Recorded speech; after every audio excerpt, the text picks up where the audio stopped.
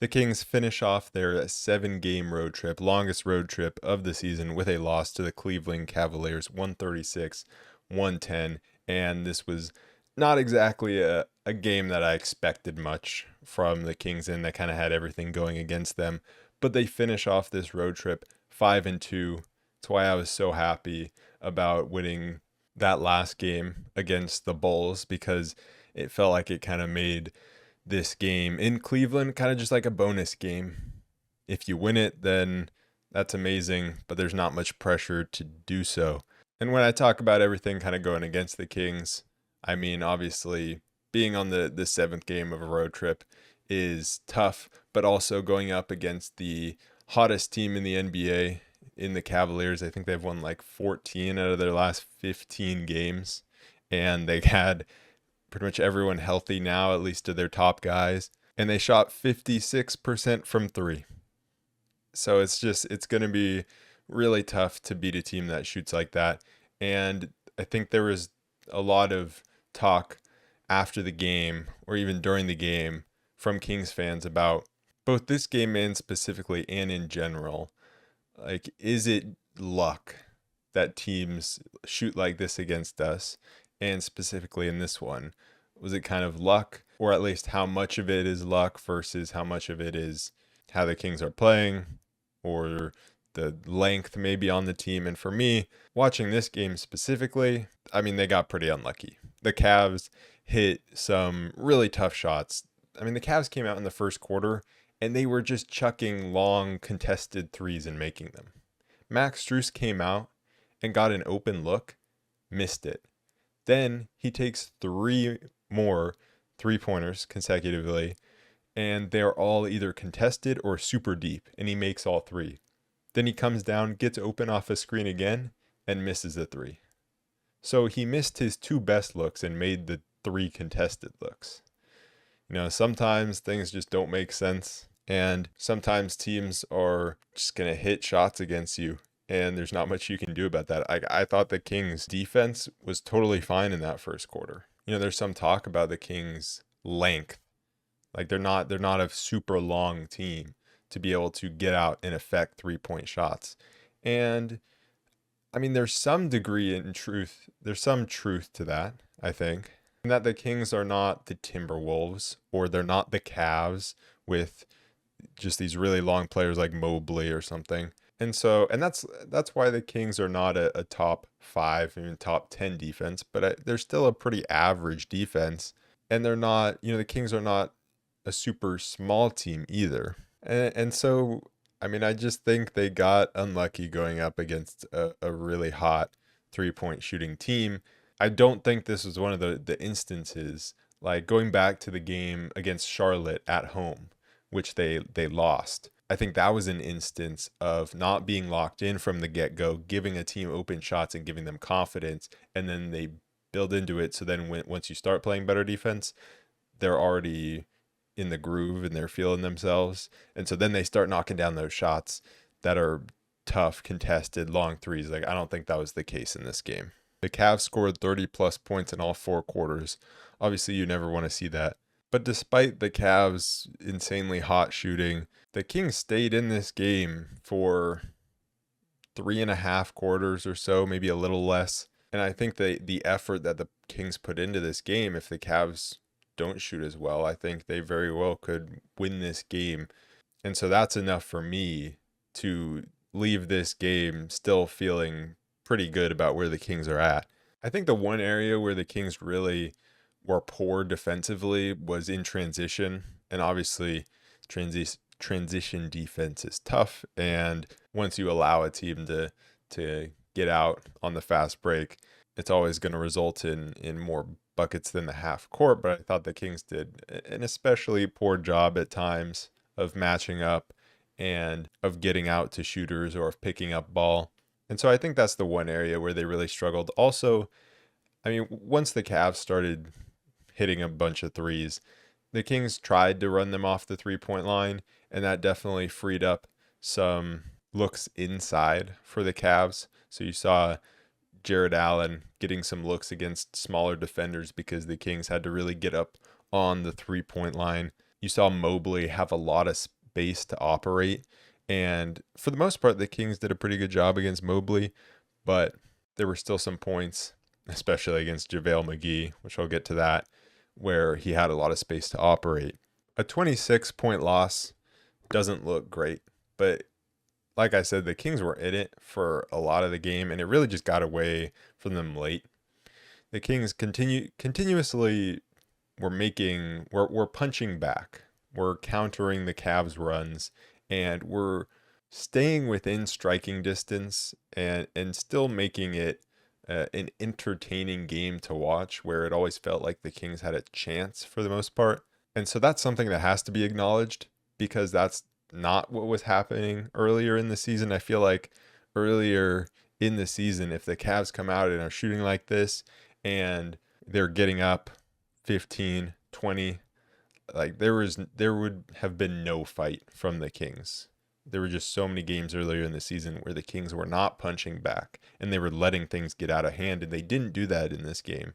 And so that's a big improvement, and I think we've seen that as of late, of less blowout losses, because obviously there was an insane amount of blowout losses early in the season. And sure, you could say 26 points is a blowout loss, but that's not really how I see it, because for me, a blowout loss is when you don't really have a chance in the fourth quarter, whereas the Kings very much gave themselves a chance. And even at the start of the fourth quarter, it was a 14-point game. It would have been nice if that was a little closer by the fourth quarter. It felt like they could have made a run at the end of the third, didn't quite do it. But then at the start of the fourth, got some stops, made a couple baskets, got it within 10. And so I thought that was a really encouraging sign. And then from there, it did go downhill.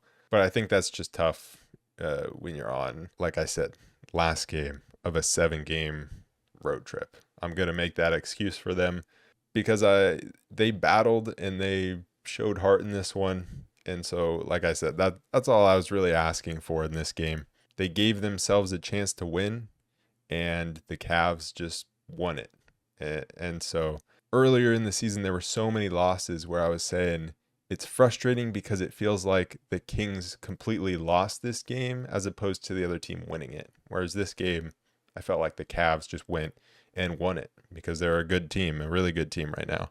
And that first quarter, the shot making in that first quarter was insane from both teams. And the Cavs, like I said, had 39 points in that first quarter. The Kings were not far behind with 34. And so that 5-point difference, I mean, that just comes from the Cavs making a few more pretty impressive shots than the Kings did. But both teams were just firing away and hitting a lot of threes. And for both teams, it was very much impressive offense as opposed to poor defense. Keegan Murray had 10 points in that first quarter, and he ended the game on 10 points. And that's disappointing to see. He ended 4 for 9 from the field, 2 for 4 from 3. And he's just had, like, his games lately, he's been quiet for large portions, if not all of the game, where it just doesn't feel like he's getting involved. And so he had that big first quarter, and it's just disappointing that he wasn't able to get involved for the rest of the game. And, I think some of that falls on himself to get himself involved, and when he gets the ball to look to attack. But I mean, I think a lot of it falls on his teammates, and especially the leaders and playmakers of the team in Sabonis and in Fox, to try to get him the ball. Obviously, Barnes had it going with 22 points. He had a great game. I think when you look at the games that Keegan Murray and Kevin Huerter played offensively, they were very similar games. They both scored 10 points. Both were 4 for 9 from the field. And both just weren't involved a lot throughout the entirety of the game. But I think there needs to be a difference in their games. Like for Huerter, that's fine. He's going to continue to move off the ball. He's going to run around these screens. And if they take him out, then that's just creating space for others. But I think with Keegan Murray, I think it needs to be different. I don't think this team should be content with just letting him get his shots within the flow of the offense entirely. Like, I think they need to force the issue a little bit more and get him the ball. Like, I don't think you ever need to really force it with Herter, but I think Keegan Murray is too good offensively to just kind of say, well, he had 10 points in the first quarter and the ball just happened to not find him for the rest of the game. Like, I don't think that's good enough. I think they need to look for him more. And I don't think that's just a this game problem. I think we've seen that a few games now on this road trip. Domantas Sabonis, he also put up some insane stats in the first quarter. I mean, he was near a triple double. Like, maybe not if he had those stats at the end of a game, you wouldn't say he was near a triple double, but it was something like 6 points, 8 rebounds, 7 assists, something like that, something crazy. Almost had the triple double at halftime and got the triple double very early on in the third quarter. Ended the game with 12 points, 19 rebounds, 15 assists. And honestly, for him, I just want him taking more than 9 shots. He went 6 for 9 from the field. And I don't necessarily think that's totally his fault, but it would be nice to see him get more involved in the offense more. And there were moments where his teammates just didn't find him down low. And so that's not on him, but where I think he could have done a little better offensively is there were a few times where he got the ball inside, especially off offensive rebounds, where he just needed to go back up with it. Just like, don't come down, don't pump fake, just go right back up with it. Instead, he either, would bring it down and get it stripped or get it blocked, or he would look to pass. And he didn't have any free throws in this game. Neither did anyone in the Kings starting lineup, which is insane. And I'm going to be honest, just not right. Like, the refs definitely didn't call a fair game. Not why we lost, but they definitely didn't call a fair game. But I think Sabonis could get to the line more if he just goes back up with those shots.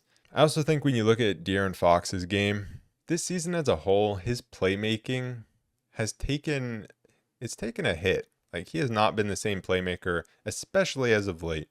And I understand he's not the primary playmaker on this team. Obviously, that's Sabonis. He's not even really the second, because that's Malik Monk. And those two guys are incredibly gifted with their passing, but you need more than 2 playmakers. And I just feel like Fox has been really poor in terms of setting up his teammates. It feels like he's just constantly looking for his own shot, which is fine. But I also feel like part of his assist numbers dropping has to do with him taking more threes and not getting into the lane as much. And when he's not getting into the lane as much, he's not drawing in the defense and he's not kicking out to shooters. I also just think he's not done a great job of finding the open man a lot this season, especially when Sabonis is off the floor. I think he needs to do a better job of trying to create for others. Like, it can't just all fall on Malik Monk. So I think De'Aaron needs to operate more in the pick and roll and show that he can play make from there. But even when Sabonis is on the court, I mean, I think Fox needs to be a better playmaker then as well, so that it's not just all on Sabonis to create everything. Because NBA players are pretty smart. They pick up on things. And so if you're just trying to do the same thing over and over again, they're going to eventually figure it out defensively. And that results in turnovers. And so I just think there needs to be a little more variety to our offense. And I think Fox maybe handling the ball a little bit more and just trying to get into the lane to create for others a little bit more. Like, I'm fine with him being a score first guard. Like, that's totally fine. But I just think we've seen, like, we know he can be a better playmaker than he has shown lately. Also, it was just insane how many times that when he did get into the lane, that he was taking contact and just not getting foul calls. The game is just not being called the same on both ends, which is unfortunate. Obviously, Cleveland has a lot of length and a lot of shot blocking around the rim with their 2 7-footers. I get that, but they're not perfect, and they weren't perfect. But the refs called the game like they were, and they just like never commit a foul in the ref's eyes, which was rough. I kind of already mentioned Kevin Herter, kind of quiet, hit some shots when he needed to, just kind of took everything within the flow. And so I thought he was fine. Harrison Barnes had a really good game. Honestly, on both ends of the floor, like, he matches up pretty well against Mobley, and we've seen this in the past. He was defending him pretty well. And then on the offensive end, he was taking advantage of him. And it's really key for him to be hitting shots, especially when going up against the Cavs, because he's being guarded by Evan Mobley, and they have Jared Allen out there as well. And so to punish them for just packing the paint with these big guys, you got to be able to step out and hit the three. And he's been doing a great job of that this season. And he did a really good job of that this game, 6 for 10 from three. I mean, he has been just lighting it up from three this season. And so through all the criticism, like even when he was playing poorly, he was still hitting threes. And so he's continued doing that while also finding other ways to impact the game offensively. So I thought it was a really good all-around game from Barnes. I think the Kings offense, it really hinged on just pushing the pace. Like the Kings, they always look best when pushing the pace. And so we saw Sabonis, he made one really nice play, pushing it all the way into the paint, drawing the defense in, kicking it out to Barnes for three. I think we just need to see more of that from Fox. And so it's not just in the half court, but it's also in transition.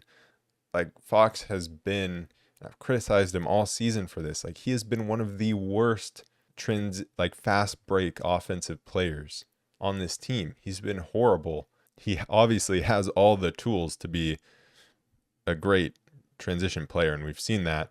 But when the Kings have man advantages, or even when it's just like a 3-on-3 or something like that, like he just never seems to make the right decision, or he just forces it at the rim and kind of throws it up. He's better, honestly, when the defense has more numbers back and he can just kind of do it himself. But when it comes to the Kings actually having the numbers advantages, the execution just isn't there.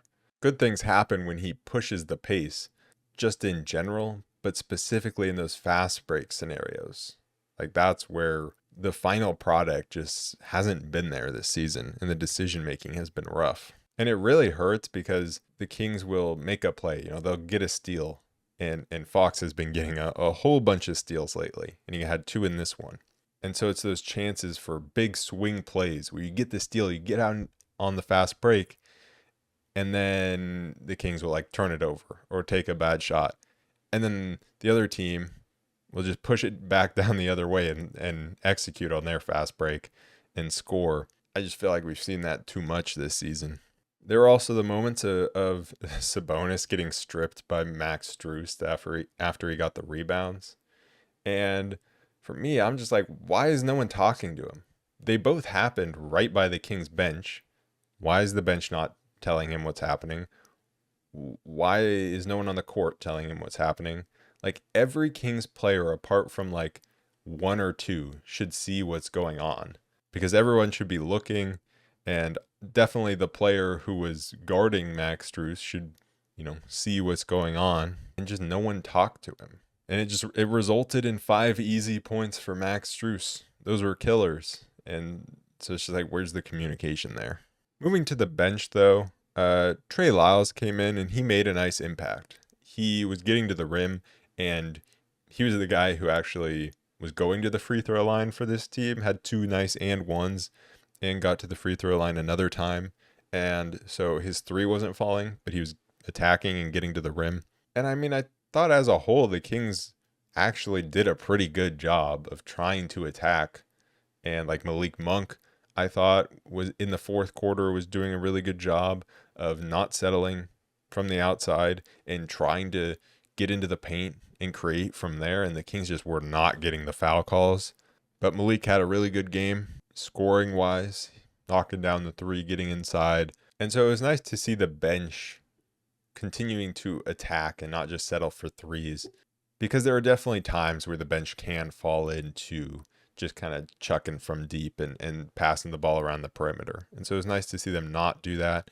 Kessler Edwards came in and he gave some solid minutes. He played 6 meaningful minutes, I think, and then 3 in garbage time. Knocked down a 3, was playing physical defense. By no means was it perfect, but I think he's doing what Mike Brown is asking from him, which is trying to be physical and make a difference on the defensive end and make guys uncomfortable. He bobbled a rebound and lost it out of bounds. He missed some shots, but then he also had good moments making a 3, getting inside and getting a layup on, I think that was a pass from Trey Lyles, which was really nice.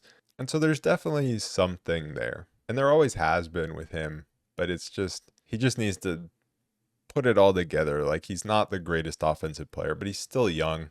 So I still think there's a chance for him. Then you had JaVale McGee, who continues to just get minutes. I don't know why. He was awful. Couldn't guard Mobley at all. Took a three that almost went in at the end of the shot clock, so it's fine. Not him actually taking a three like he did earlier in the season. But also, missed a jump hook. Like, I don't know. It's just, I'm so done with the JaVale McGee experience, and I have been. Like, he was fine when Alex Len was injured. I get it. He's your third string backup big, but you can also go to Lyles at the 5. And so that's fine. But Len is healthy. I don't understand why JaVale's getting these minutes. What did he do to earn them? Alex Len comes in and gives solid minutes every time. So I don't get it. And then you had Davion. He made some nice plays. Had a nice backdoor cut, was going to the rim, and had some nice passes. But for me, I just continue to think, like, we can get what he provides very easily from someone else, and then get more shooting and length on top of that. And I mean, that's really Keon Ellis. Like, Davion missed his open three. And I just think if you're going to play a guy like Davion at his size, like, he has to be just such a positive in some way, or in multiple ways. He just has to be, either a 3-point shooter or constantly getting to the rim and creating for others, or constantly making defensive plays. Like, yes, he makes the right rotations and things like that, but he's not Jose Alvarado on the defensive end. He's not TJ McConnell even on the offensive end. When you look at him not being able to knock down the threes, well, he's not even doing what, a guy like TJ McConnell is doing in terms of creating and getting to the rim and things like that. And so I just think we can get what he's providing somewhere else pretty easily, and then also get shooting and size and length on top of that. And we'll see what happens at the trade deadline here. And so if this continues after the trade deadline, if he's not traded and he continues to play, then I will be truly confused. We got 3 minutes of garbage time for Alex Len, Kessler Edwards, Colby Jones, Keon Ellis, and Chris Duarte. Not too much to talk about. Keon Ellis came out, immediately turned the ball over. Not great. Duarte looked confident, stepped into a three, got to the rim. Colby Jones had a nice take to the rim, got fouled, and then missed both free throws, which isn't great, but not too much to talk about from garbage time. Overall, a very successful road trip, 5-2 on the 7-game road trip, which is great because we are coming up on a tougher part of the schedule. It remains road heavy, but come home, play the Pistons. Obviously, that's easier. Play the Nuggets and then go on the road to OKC, Phoenix, and Denver. All of those games, very winnable. It seems like we've matched up well against OKC and Phoenix. If we just, didn't blow the fourth quarter against Phoenix, I think we can easily beat Denver. I mean, I say easily. I mean, like, obviously they're a very good team, but they're not some team that I think we match up super poorly against, like the Clippers or the Pelicans. But that's the schedule heading in to the All-Star break. This next game against the Pistons, like that at home, that's the one you got to win. But we already lost to the decimated Hornets at home. I don't get why this team is just as good, if not better, on the road than they are at home. Like, it's annoying. I think NBA players sometimes talk about how they would rather hit a big shot on the road than at home, because it's better to quiet the crowd than hear that eruption. Like, I guess that's just the Kings. They love to quiet crowds. But why can't you give us something to cheer about in Sacramento more? But they better win this game against the Pistons. The Pistons have been playing better as of late, but that's not saying much for them. I mean, they've been competitive. They got Cade back. They've been actually, playing Jaden Ivey and starting him and not playing Killian Hayes. But I just really hope this isn't one of those trap games where you're coming home from the long road trip and it's the first game against a bad team. It's like we've already seen the Kings underperform against these bad teams. I mean, when we were in Detroit, we let the Pistons get a massive lead and, of course, erased it by halftime, but then let the Pistons stay in that game for way too long, the entire game. And so hopefully we can see them actually have a comfortable win for once, but I don't really see that happening. Anyways, that is it for this episode of the Roll Report. I will be back to recap that game against Detroit on Wednesday, so I'll see you guys then. Peace.